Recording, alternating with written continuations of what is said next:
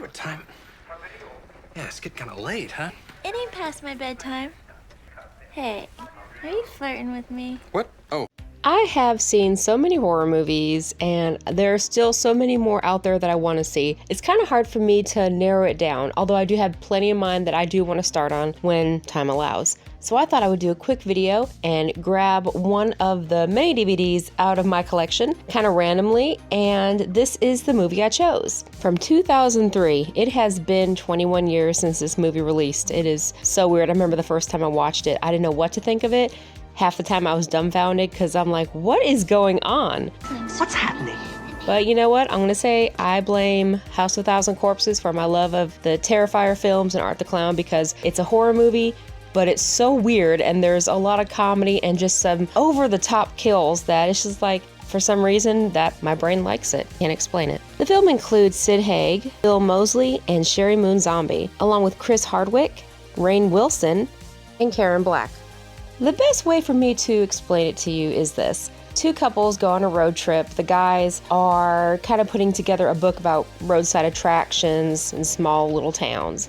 Then they run into Captain Spaulding's Museum of Monsters and Madmen. It's basically a little ride that people can sit back and relax and hear stories about serial killers. Now, one of our most famous crazies, the Ed Gein.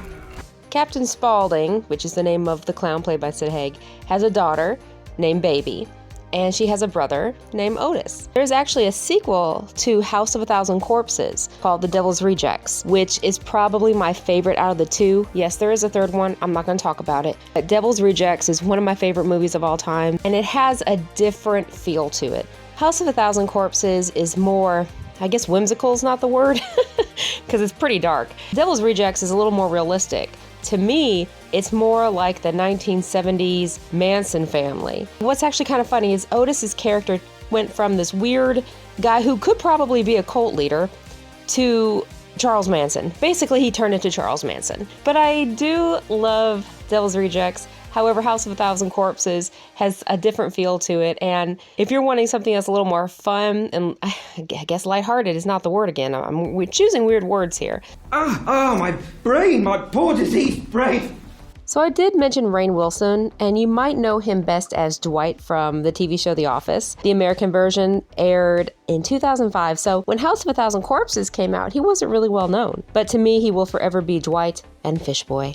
And that's not a bad legacy if you ask me. House of a Thousand Corpses is not for everyone, just as Rob Zombie's music is not for everyone. Check it out and tell me what you think. If you have ever seen House of a Thousand Corpses or any one of Rob Zombie's other films, let me know in the comments what you thought. His movies are hit and miss to me, while I love most of his music. But to each their own. I'm not going to judge you, so just be nice in the comments to me. I have weird tastes, I acknowledge it and I accept it, and that's okay.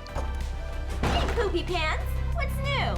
And if you have not seen House of a Thousand Corpses, please watch it and get back to me and tell me what you thought of it. And if you have any other suggestions that are just kind of weird horror movies or weird movies in general, let me know what movie we need to watch. So thank you so much for watching. I really appreciate it. Have a good day. Bye. That was so badass.